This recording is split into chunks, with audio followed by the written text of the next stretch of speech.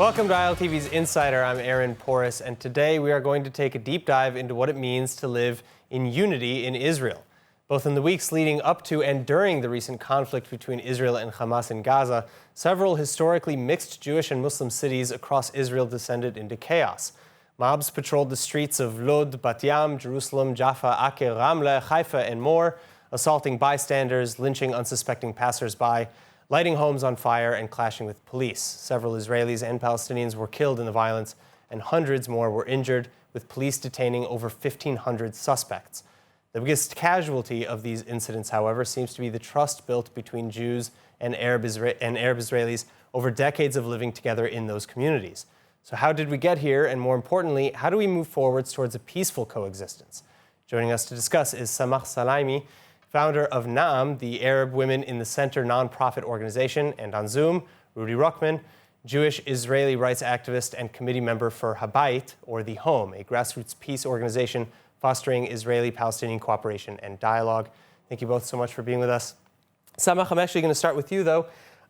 You've been working on issues of gender equality, ethnic equality, and safety in Israel for years. So having worked so closely in many of the communities that I just mentioned, Lod, Ramle, Jaffa, were you surprised by the explosion of violence? Actually, no. I'm a social worker, and I came here as also Wahed al-Salam Neve Shalom resident. I live in shared society in a small community called Wahed al-Salam, where 300 Israeli Palestinians choose to live together and try to walk the talk, to build a community that we have equality and democracy. For us, this is the role model. My professional life, I spent in Ramle and Led as a social worker. I founded the woman organization. But as a social worker and community organizer, faced the discrimination policies of the mixed cities against the Arab population. In Lod, there is 30% of the population of this city are Arab, and the funds and the investment in the welfare, education, housing project is obviously, and by reports by the government, they are discriminated. So we knew that something going to happen because nobody works actually in this city and city of Ramle to build this, bridges and to, close that gap between the two nations inside shared city. So when you neglect something bad will happen eventually. And we saw the results of ongoing discrimination policies by the government, by the municipalities in Ramle and Lod, mainly in Lod, the ongoing incitement of the mayor. So the results were awful for both sides. And we are now left behind. We have, as a social workers, as peace activists, as Palestinian and Israelis, we have to fix this mess and to try to move forward. So we learned in a very painful way that we have to invest in shared society in order to avoid what we saw in Lod the last few weeks. Rudy, I want to bring you into this conversation as well, because similarly, you've worked practically daily with Palestinians and Israelis all over Israel and the West Bank. Do you agree that the writing was on the wall? I mean, there's a lot of things that I would agree there. I mean, first of all, there should never be any sort of excuse for violence on either side. We should all condemn it and we should move forward from it. But we have to also ask ourselves, why is it happening? Why is there a reaction in the first place? What has caused people to come to the streets and to feel that they need to use violence or protest or whatever way to change a situation that they're not comfortable with? And the reality is that there's a lot of things that they're not comfortable with, both Israeli Arabs, or they can identify as Palestinians living as Israeli citizens, and also Palestinians without Israeli citizenship living in Yehuda v'Shomron, Judea and Samaria, West Bank, or living in Gaza. I mean, most Israeli Arabs have families that are living in those places. And even though they have equal rights in Israel and are serving in Knesset and in the justice system and lawyers and doctors and everything else, they still see their family members that are suffering without equal rights, without being able to access this land equally, that are suffering day to day, experiencing oppression. So there's a reality that exists here that if we don't address it, people will not be happy. And also, I think a big thing that has caused both sides to riot and to reject each other is the information that we're receiving. The information we're receiving is completely different. So when you report on a situation like Sheikh Jarrah, Shimon HaTzadik, and you don't give the context that this is a dispute over 8 homes. Yes, there are extremist groups on both sides that should be condemned, but this is a dispute that has gone in courts over 8 homes that were owned by Jews, that were taken over by Jordanians, that the Palestinians that were renting from the Jordanians claim for it to be their homes, and the Jewish families claim for it to be their homes. And regardless, it was a court case, and we're talking about 8 homes. We're not talking about removing Palestinians for being Palestinians. That's not the issue. Or we look at what happened in Al-Aqsa, the Temple Mount. There were violent riots that happened before the police got there. Now, there was a lot of police brutality that shouldn't happen, but something happened that caused the police to go there in the first place. And the fire that was lit on the tree of Al-Aqsa, that was Palestinians shooting fireworks at the tree to light it on fire intentionally on Yom Yerushalayim when Jews were dancing. So when a lot of Arabs in Israel are receiving media saying Jews are removing you because you're not Jewish, and Jews are removing Palestinians that are praying, Muslims that are praying on Al-Aqsa because they're not Jewish, and Jews are celebrating to a fire being lit, and you constantly push a narrative that there's someone out to get you. Of course, people are going to react. It's understandable. Now, it doesn't mean it should be excusable, but it's understandable. And that's without even going on the situations and issues and divisions within the community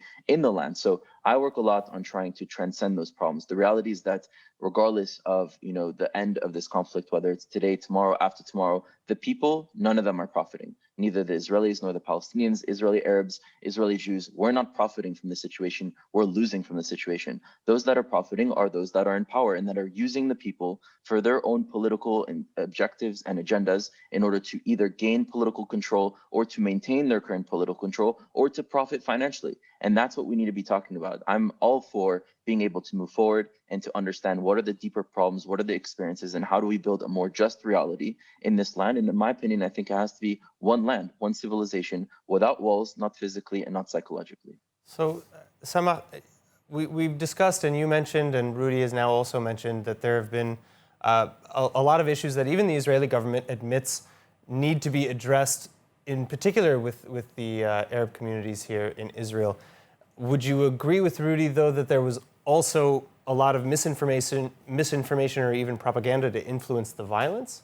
I think that there was a misleading information with his presentation of the facts. As a Palestinian, I have different media platforms that I consume. The Israeli mainstream media did not bring the Palestinian story or narrative for the ordinary people in Israel. We saw the footage and the massacre, what's happened in Gaza. The Jewish people on the other side did not see that. And so there is lots of missing parts of this puzzle that both sides are missing, but we are led by the propaganda from both sides. I do think that even the terminology that your guest used about Sheikh Jarrah, about Al-Aqsa, for me as a Palestinian, I can't approve that. I can't live with this narrative because I'm a refugee. Like, I have a home that was demolished in '48, and maybe my grandmother want to go back. So if we want to really open this file of evacuating the families from Sheikh Jarrah, so we have to open it all. They were evacuated. They were relocated from after the war of '48 to Sheikh Jarrah, and there was an agreement with the Jordanian government that didn't take place eventually. So when we open this story, we have to go back to '48. Some people go to the Declaration of Balfour. So if we want to dig in the history, we have to put everything on the table.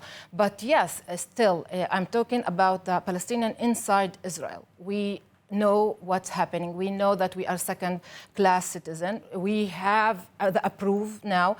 You're talking about the arrest, and we saw what's happening now. The police officers are arresting mainly Arab protesters and trying to oppress them, trying to terrify them. During the 11-day conflict, the majority, and just in hard numbers, I know who's counting. I know that there's hundreds of families in Lod, for example. I work with this community that they were injured. They have put signs on their walls and their doors. They were attacked, but they did not complain. So you will not hear these numbers because they didn't call the police when the new settlers came to save this city. But they won't complain to the same authority. The police was not there to bring order. They were in one side. They supported the Jewish protesters, and one of the Palestinian was killed by civilian. So this is not law and order. When you are talking about different policy for two people, this is called discrimination, and we can't avoid that. I want to talk. Yeah. Please. I want to talk about something. You know, there are a few things that were mentioned.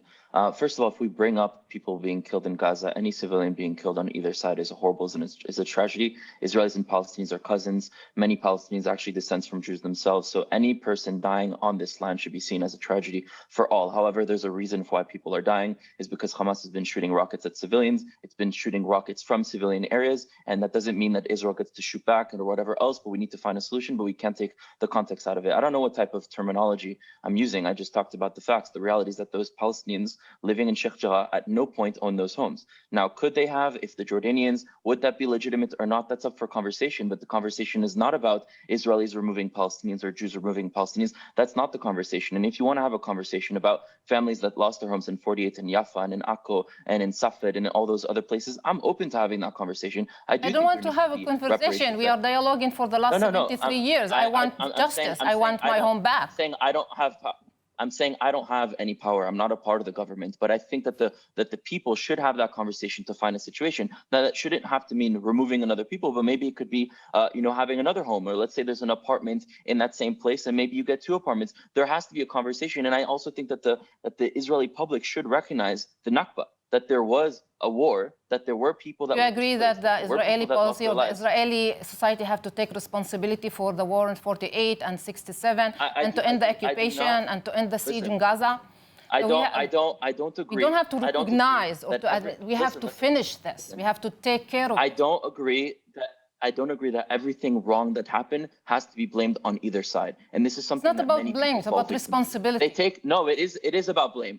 Israel has the responsibility to change, but not everything that happened is on Israel's responsibility, and that's the point. Not everything is because of Israel. There are things that happen. There's surrounding Arab countries that attacked Israel. Many of the Palestinian leaders sided with them. We know very well what Haji Min al-Husseini did and what he supported his people to do. We know very well that the British were in bed with all these different people, that they wanted us to get in conflict. So there's more context than just to pin everything on one side. That doesn't mean that Israel's in the clear and that we shouldn't talk about the bad things that Israel's done as well, or the things that it could have done better, or the consequences that it also cost Palestinian lives. We have to have a more nuanced conversation. This narrative of one side versus the other is not the correct way to go about it. Now, we need to talk about the lynchings and the violence happening on the streets. It should be condemned across the board. There's no excuse for it. However, if we try to understand why it happens, it's because we're receiving different information, and rather than speaking to each other, we're speaking to everyone else in the world to make it seem as the other side is the wrong side. And as long as we invest our energy and continuing doing that to make it seem as we're good, they're bad, and everyone else support us and still them, we're not going to change anything. So when I'm talking to you about speaking to each other, I don't have the power. Do you agree with me that the shared society dialogue, or what we are talking about, like this coexist, I don't like this word, but we are talking about shared dialogue and shared society, shared struggle for justice, and non-profit organizations are leading this hard efforts and not the government. It's a matter of policy. Someone have to decide to end this conflict, and not you and me. I do agree that we have to talk. I do agree that we have to change the situation. I do agree that we have to do something about East Jerusalem and the Palestinian people and the occupation. I do agree that we have to end the settlement and what's happening, like of stealing the Palestinian land and ending any hope, or bringing and ending any hope for peace in this region. I do agree that we have to talk, but we don't have the power to do it because we are non-profit organization leaders, peace activists everywhere, and we are not in the government. So it's about policy. It's about the international pressure on the Israeli government that it seems that in the last 25 years, they do not want peace. They don't want to promote any kind of negotiation with the Palestinians. And this thing that the Palestinian-Israeli citizen knew and know, we now know that we know everything. We consume the Palestinian Israel. I see all the platforms or media, mainstream media in Israel, but you don't see my side. And I'm not talking about you specifically, but the majority of the Israeli society don't hear my story.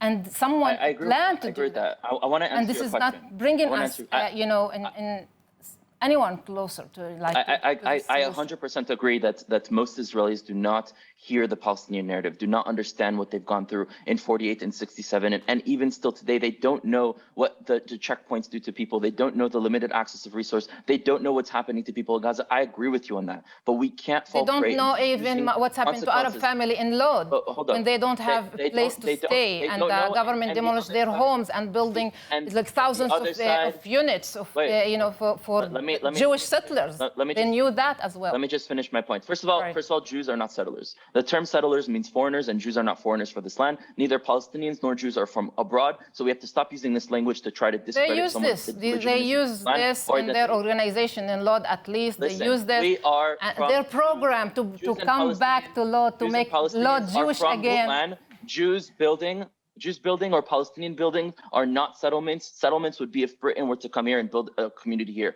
Jews are from Judea. Palestinians are from this land as well. And so neither community is illegitimate if the land is bought legally and is able to build legally. We're not illegitimate of our existence here, and I think that's a problem. Now, you said something that we're going away from peace with settlements. The two-state solution will never happen. It should have never been proposed, and it will not happen. We need to have one land for all, but that is for another conversation. You know, when you talk about maybe this is the only thing that I agree with you. For me, for Palestinians, they want democracy and justice and equality, and only one land. And I agree with you on that. I 100% without walls, without apartheid, without separation walls and segregation, this is going to happen.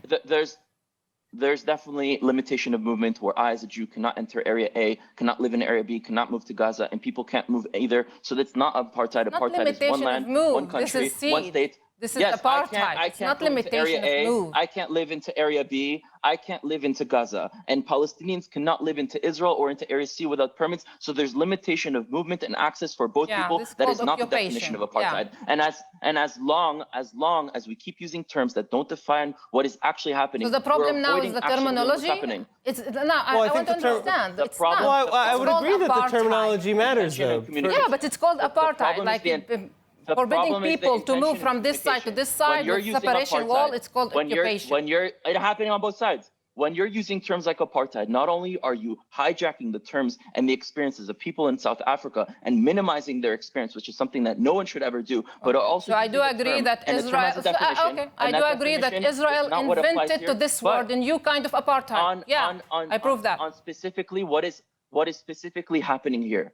We would actually agree. I'm against the wall. I'm against the checkpoints. And I'm against the fact that the IDF aren't in Yuda V'Shomron. The IDF aren't in Herzliya. The IDF aren't in Ranana. The IDF aren't in Beersheba. The IDF, the force that is protecting the people in land, should be on the borders of this land and not controlling the people of this land. So on the specifics, we would agree. But we get so caught up in the terminology. Why? Because the interest of most people is to use terminology to delegitimize the other side. And that's what we need to step away from. So when you say settlements, I take that as you think that I don't have a right to live here. And that's not right. And when people say that Palestinians are made of people or that they're all terrorists, I don't know where you live. I live Settlements, for me, it's illegal. Villages and towns that build on Palestinian land. That according to the international community, it's Palestinian land. Built in Yuda V'Shomron. Do you consider any town built in Yuda V'Shomron? People who live, citizens of Israel who live in Lod and came originally from Lod are not settlers, but people who came as troops, as a group, to take with these privileges, with money, with well-funded organization inside the Arab society, they are new kind of settlers. Yes. So Rudy, ask your question. A Jew. Hold up. Let me ask the question. A Jew that legally buys an apartment, a house, or land in Yuda V'Shomron, are they considered settlers, and is that a settlement? Yeah, Yuda V'Shomron is a Palestinian land. So you see, it's not about legally buying a land, it's about Jews living in that land. And that's my problem, because I want Palestinians to be able to access the other side, and I want Jews to be able to access the other side. And as long as you consider the presence you know of that the Israeli Judea, policy, you know the rules. Do you deny Jewish indigeneity from Judea and Samaria? Do you deny? I think that every Jewish settlement in Judea and Samaria is against the international law. No, that's not my question. I asked you if Jews are indigenous to Judea and Samaria. I know, they have to decide. I know the international law. We decided a long time ago. They have to be inside Well, Jewish people can live everywhere, but they can't, have Jewish supremacy. But not in Judea and Samaria. They have to control the land. This is what we are talking about. They can live also in Nazareth for me, but they don't have to rule. I asked you a question. They don't have to govern Nazareth. A Jew living in Judea and Samaria that buys land legally Okay, let's say a Palestinian owns the land and he sells his land or she sells his land to a Jew and he creates a community there. Is that considered illegal? And you said yes. So it's not about legal or illegal. It's not about the policies, which I would agree with you have to change. It's about the fact that the narrative currently stands that Jews living in Judea and Samaria are a problem. They are willing to be and under the Palestinian. Just a minute. If they want to be part of the Palestinian state, to be equal citizen in the upcoming Palestinian state, it's okay. But the fact on the ground is that the first thing the Palestinian Authority and Hamas and Gaza did was they got rid of all the Jews in the area. They can't take the land, the road, the resources, air and land and water. It's not about buying this small home and live there peacefully. We know what the settlers do in that settlements. We know the resources that they suck from that thing that's supposed to be shared with Palestinians. We know the actions, we know the plan, and we know the funds. Do you know that a student in the settlements, we pay, the taxpayers here in Israel, we pay 700 times more to educate a settler than Arab kid in Lod or Jewish kid in Lod. Do you know how much it's cost us as a citizen of Israel? You want to talk about policies? We can criticize the policies, but I'm talking about the policies. It's about priorities. Final comments, because unfortunately we do have to end. Yeah, go ahead. I'm talking to you about the greater fundamental ideas that will allow our populations to understand each other in order for us to change the system. And once the system is changed, the policies will be changed. You can come and bring me up with a lot of things that I will agree with you on that you're condemning, and I'll bring other things that I'll condemn of the Palestinian Authority, of the society, of other things. But that's not the point. The point is we need to have one land with equal rights for all. But the reality, when Jews are living in Judea and Samaria, that is not a settlement. Those are not foreigners, and they have every right to live there the same way Palestinians that are living in Yudav. You have to convince the world first, but I do want to say that we here, and in the middle of Tel Aviv, talking about a citizen of Israel, Palestinian and Israelis. And we are talking about equality, and we are talking about justice, and we are talking about to be equal by the law. And to do that, in order to maintain this, or in order to do this, because now we know the situation of the Palestinian residents of Israel. The only equation that I know, it's real democracy without any Jewish supremacy. This is what I know, this is what I educate for, and this is the only way to live peacefully in this land and to share it together. Thank you. All right. I don't believe in Jewish supremacy, but you have to also understand that Judaism isn't a religion. It is a civilization. The same way if Tibetans were to come back to Tibet and recreate Tibet, it would be a Tibetan state allowed with all the other people that have seen. Meanwhile, this Jewish supremacy caused me pain. And to be still Tibet. Meanwhile, this Jewish... That's not all because of Israel. Well, all right.